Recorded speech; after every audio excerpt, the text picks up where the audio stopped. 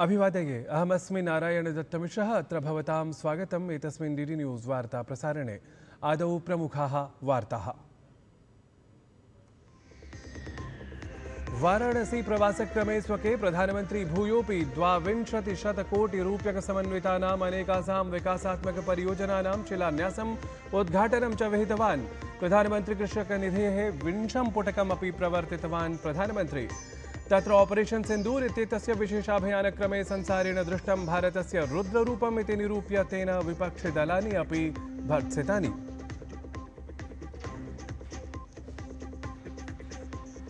बिहारे मतदातृसूच्याः विशेष गहन पुनरीक्षणपरः संघर्षः अधुना तेजस्वी यादव संबद्धां वैद्युतचित्राभिज्ञापकपत्रसंख्यां स्पृष्टवान्।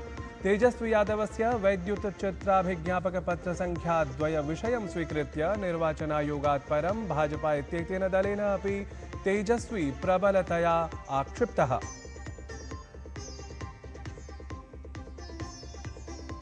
हिमाचल प्रदेशोत्तराखंड राज्ये सततं वृष्टिः जायमाना। ऊना क्षेत्रे 37 वर्षेभ्यः परम् अंकिता जाता अत्यधिकवृष्टिः। उत्तर प्रदेश बिहार राज्ययोः तावत् जलौघस्थितिः। अपरत्र दिल्ल्याम् आनिशम् अनारतं जायते वृष्टिः।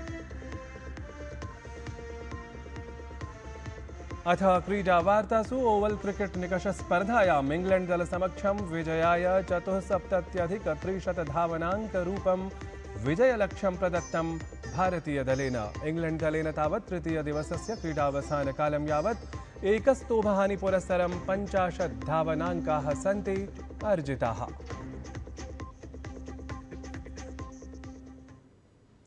साम्प्रतं वार्ताः विस्तृतीकृताः।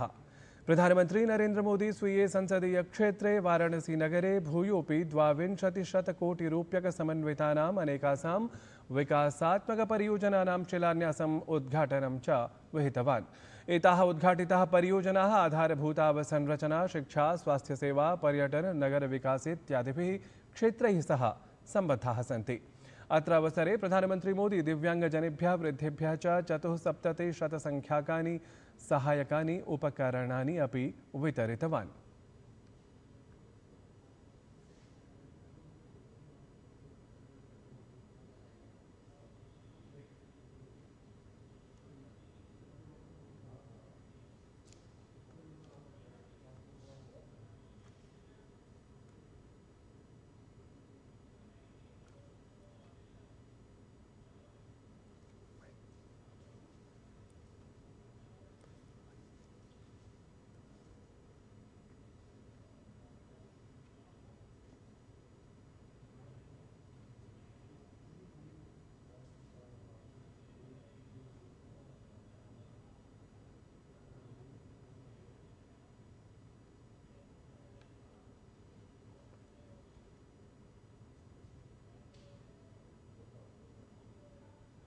तब सपा, कांग्रेस जैसे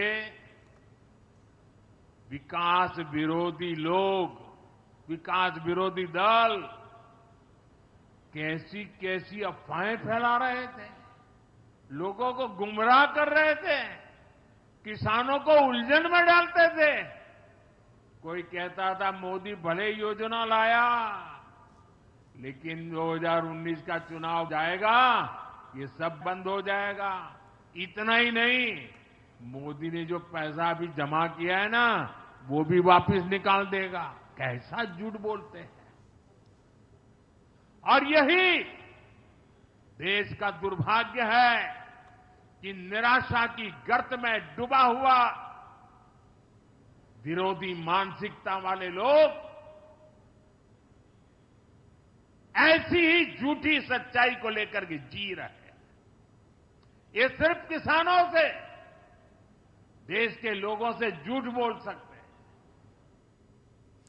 प्रधानमन्त्रिणः नरेन्द्रमोदिनः वाराणस्याः प्रवासकालिके कार्यक्रमे उत्तरप्रदेशस्य मुख्यमन्त्री योगी आदित्यनाथः अपि उपस्थितः आसीत्। एतस्मिन् अवसरे मुख्यमन्त्री योगी आदित्यनाथः प्रधानमन्त्रिणः नरेन्द्रमोदिनः सस्वागतं सत्कारं कृतवान्।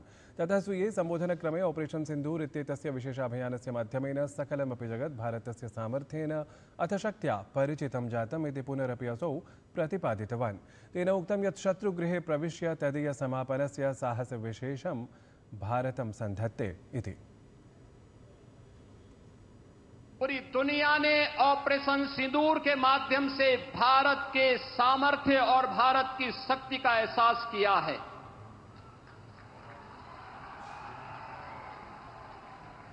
पहलगांव के अपराधियों को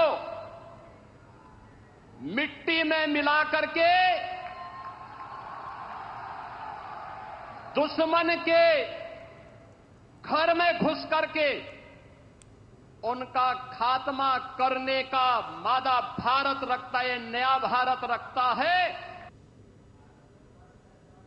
असौ प्रधानमन्त्रिणः वैश्विकलोकप्रियताम् अपि श्लाघितवान्। एतस्मिन्नेव विषये तेन प्रोक्तं यत् विश्वस्य अनेकैः देशैः प्रधानमन्त्रिणे नरेन्द्रमोदिने सर्वोच्चसम्माननं प्रदत्तम् इति नूनं विशिष्टं तथ्यम्। आदरणीय प्रधानमंत्री जी दुनिया के सबसे लोकप्रिय राजनेता हैं। आपने देखा होगा पिछले 11 वर्ष में दुनिया के 4 दर्जन से अधिक देशों ने अपना सर्वोच्च नागरिक सम्मान आदरणीय प्रधानमंत्री जी को समर्पित किया। लोक कल्याण के लिए, विश्व कल्याण के लिए उनकी दूरदर्शिता का लोहा आज पूरी दुनिया मानती है। बिहारे मतदातृसूच्याः विशेष गहन पुनरीक्षणपरः संघर्षः एधमानः। तावत् अधुना एष संघर्षः तेजस्वी यादव सम्बद्धां वैद्युतचित्राभिज्ञापकपत्रसङ्ख्यां स्पृष्टवान्। तेजस्वी यादवस्य वैद्युतचित्राभिज्ञापकपत्रसङ्ख्याद्वयविषयं स्वीकृत्य तावत् निर्वाचनायोगात् परं भाजपा इत्येतेन दलेन अपि तेजस्वी यादवः प्रबलतया आक्षिप्तः अस्ति। केन्द्रीय कृषिमंत्री शिवराज सिंह चौहानः ह्यः पटनानगरे प्रधानमंत्री कृषकोत्सव दिवसीये कार्यक्रमे स्वसम्बोधनक्रमे प्रतिपादितवान् यत् प्रधानमन्त्रिणः नरेन्द्रमोदिनः आह्वानानुगुणं जनाः स्वदेशविनिर्मितं सर्वम् आत्मसात् कर्तुं सङ्कल्पितवन्तः। अथ एतेन ससङ्कल्पेन कार्यजातेन भारतीय अर्थव्यवस्था इतोपि अभिनवां गतिं सम्प्राप्स्यति इति। आज इस कार्यक्रम में प्रधानमंत्री किसान सम्मान निधि की राशि लगभग 21,000 करोड़ रुपया प्रधानमंत्री जी ने डाली है और किसानों के कल्याण के लिए अनेकों योजनाओं का संचालन केंद्र और राज्य सरकार मिलकर कर रही है और किसानों की आय बढ़ाने के प्रयत्न अनवरत जारी है। ऐषमः वन महोत्सवस्य अन्तर्गतं केन्द्रीय पर्यावरण वन जलवायु परिवर्तन मंत्री भूपेन्द्र यादवः गुरुग्रामस्य अरावली क्षेत्रे मातृवन इत्याख्यस्य कार्यक्रमस्य आरम्भिकसत्रस्य अध्यक्षतां वहितवान्।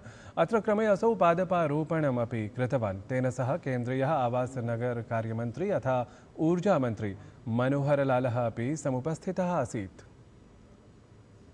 दिल्ल्याः मुख्यमन्त्रिपदासीनायाः रेखा गुप्तायाः अध्यक्षतायां ह्यः विधायकदलीयम् उपवेशनम् अनुष्ठितम् अभवत्। एतस्मात् उपवेशनात् परं मुख्यमन्त्रिपदासीनया रेखा गुप्तावर्यया उक्तं यत् दिल्ली विधानसभा सम्प्रति कर्गदमुक्ता सति कार्यजातं स्वकं सम्पादयेत्।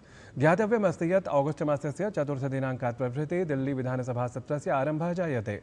दिल्ली सचिवालयः सर्वथा आङ्किकीकृतः अपि स्यात्। सम्प्रति सर्वाः अपि सञ्चिकाः आङ्किकीयमाध्यमेन योजिताः भवन्ति। तया एतस्मात् विधायकदलीय समुपवेशनात् परम् एतदपि समुद्घुष्टं यत् एतस्मिन् सत्रे शिक्षाविधेयकं तावत् दिल्ल्याम् आनेष्यते इति।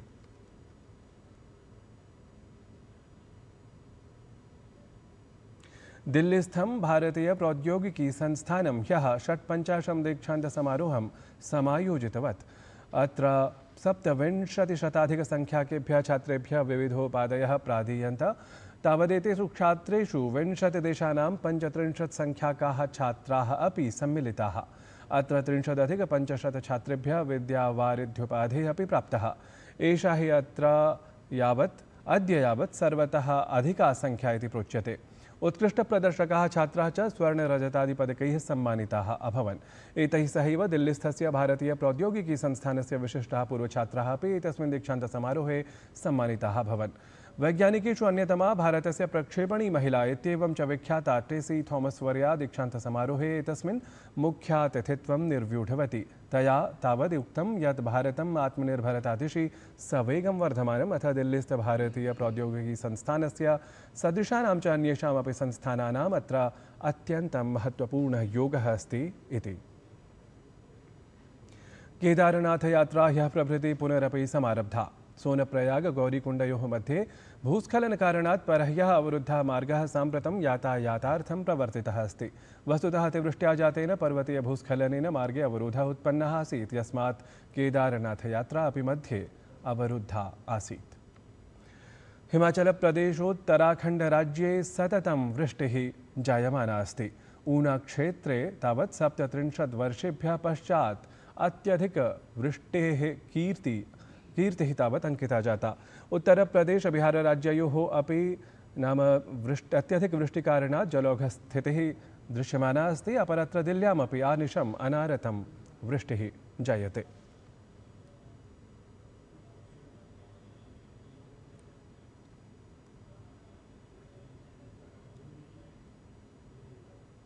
संयुक्तराज्य अमेरिके राष्ट्रपति डोनाल्ड ट्रम्प इत्यसौ रशियादेशं निकषा परमाणुशक्तिसम्पन्नस्य जलान्तर्वर्तियानद्वयस्य स्थापनार्थं विनिर्णीतवान्।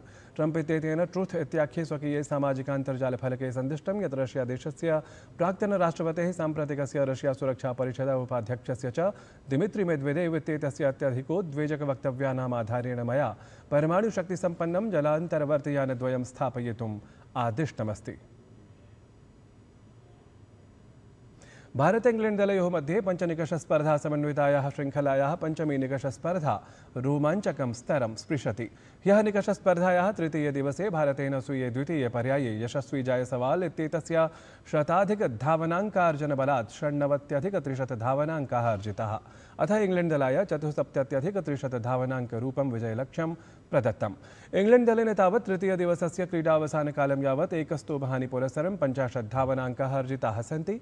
अतः सर्वैः अद्यतनी क्रीडा विशेषतः प्रतीक्षमाणा।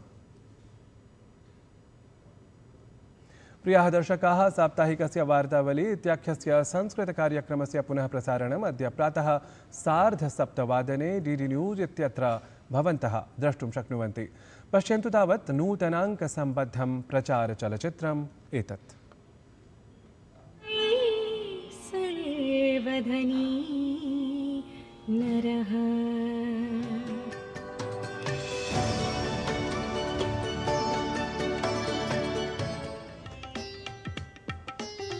संस्कृत एक देवभाषा, गीर्वाणवाणी अमृत भाषा।